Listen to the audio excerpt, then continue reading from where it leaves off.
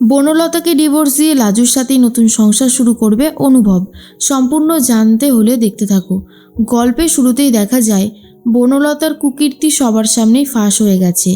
এরপর বনলতার সম্পর্কে ঠাম্মি বলে, আমি কখনোই ভাবতে পারেওনি যে আমাদের বাড়ির বৌমা এই কাজ করতে পারে। ওকে তো আমরা সবাই খুব ভালোবাসতাম।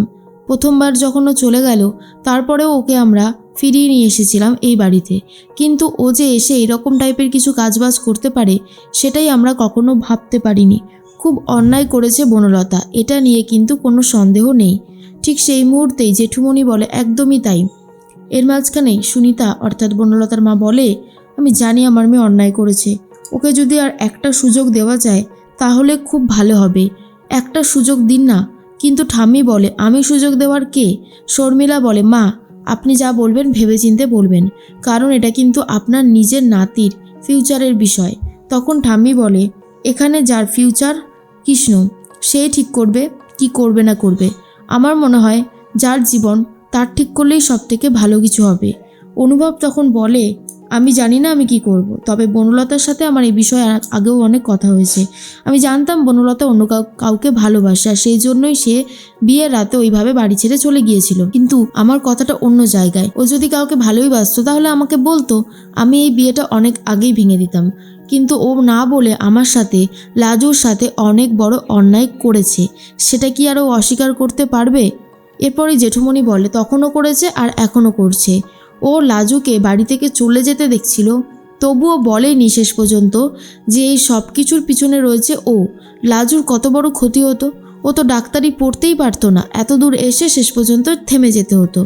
তখনই বনলতা বারবার করে একটা কথাই ভাবে, সব সময় লাজু লাজু লাজু, এই বাড়িতে আমার কোনো দামই নেই কেন? এইভাবে কি আর থাকা যায়? তার মধ্যে স্ত্রী বলে, আসলে বনলতা এই বাড়িতে থাকতে পারবে না, বনলতাকে আপনি নিয়ে যান। শোনার পরেই সুনিতা বলে, আপনিও তো এক মেয়ের মা, একটা মেয়ে ভুল করেছে আমরা স্বীকার করছি, কিন্তু তাকে যদি বাড়ি ফিরিয়ে নিয়ে যাই এই সমাজ কি বলবে বলুন? আর ওদের তো বিয়েটা হয়েছে সমস্ত নিয়মকানুন মেনেই। স্ত্রী বলে, হয়েছে তো কি হয়েছে?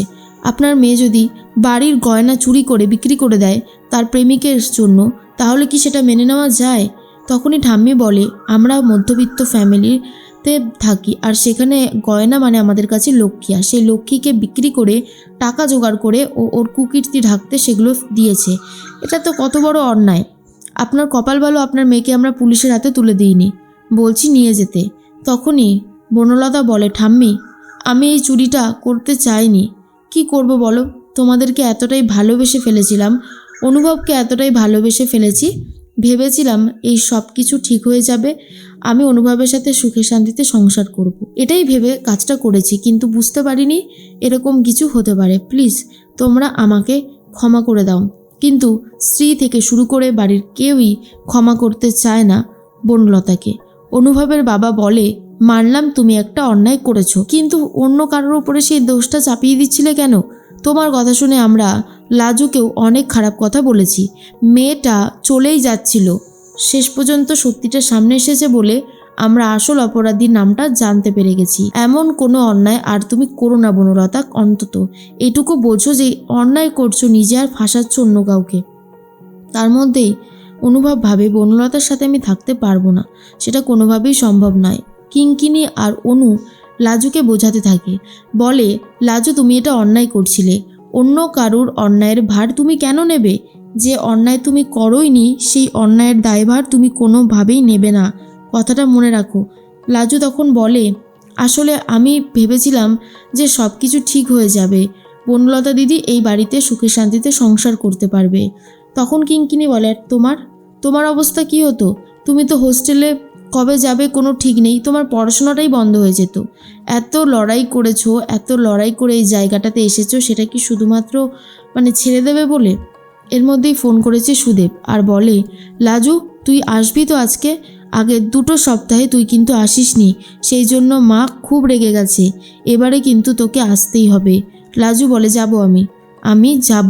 আর এটা শোনার পরেই কিঙ্কিনি তখন বলে, তুমি কি সত্যি যাবে? লাজু বলে, হ্যাঁ যেতে আমাকে হবেই। আগের 2 সপ্তাহে আমি যাইনি, এই সপ্তাহে না গেলে একটা কেলেঙ্কারি কাণ্ড ঘটে যাবে। যখন সবাই মিলে বনলতাকে জব্দ করছিল কথার ছলে, তখনই চলে এসেছে লাজু আর বলে, ঠাম্মি আমাকে যেতে হবে ওই বাড়িতে। তখন ঠাম্মি বলে, যা, তুই কি কালকে আসবি না সোমবার দিন আসবি? তখনই বলরাম বলে, লাজু তোর কিন্তু কলেজে এখন অনেক গুরুত্বপূর্ণ সব চ্যাপ্টার শেষ হবে, তুই কলেজ কামাই করিস না। তখন লাজু বলে, না না, আমি কলেজে ঠিক যাবই। এরপর লাজু চলে যায়। আর তখনই লাজুকে দেখে বনলতা ভাবে, তুই ইচ্ছে করে অনুভবের সাথে হাত মিলিয়ে শেষ পর্যন্ত আমার করা কুকীর্তিগুলো ফাঁস করে দিলি তো লাজু। এরপর দেখ তোর ঠিক কী অবস্থা আমি করি। লাজু তো চলে যায়। তখনই দেখা যায় যে বনলতার মা বলে, এই মেয়েটার তো এই বাড়িতে থাকার কথা ছিল না, অনেক দিন আগেই ওর চলে যাওয়ার কথা ছিল হোস্টেল খুঁজে। এই মেয়েটা এই বাড়িতে কি করছে? তখনই ঠাম্মি বলে, ভুলে যাবেন না এই মেয়েটার জন্যই আপনার মেয়ে এখনও এখানে দাঁড়িয়ে থাকতে পারছে। লাজু পুলিশের কাছে গিয়ে অনুরোধ করেছিল যাতে বনলতার এই সমস্ত কুকীর্তি বাড়িতে এসে অফিসার না বলে। আর আপনি লাজুর ওপরে এই সমস্ত ঝাল মেটাচ্ছেন?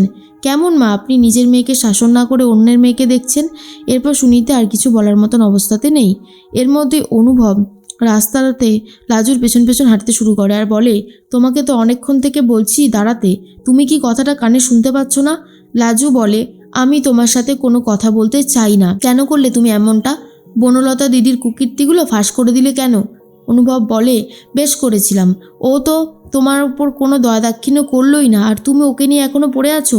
লাজু তুমি বাড়ি থেকে বেরিয়ে যাচ্ছিলে, সিচুয়েশান আমাদের হাতের থেকে বেরিয়ে যাচ্ছে। আমি তো বলেইছিলাম তুমি এই বাড়ি থেকে বেরোবে না। তুমি যদি এই বাড়ি থেকে সত্যি সত্যি বেরো তাহলে আমি আমার সমস্ত কিছু স্বীকার করব, আর সেটাই হয়েছে। তোমাকে কেন যেতে দেব?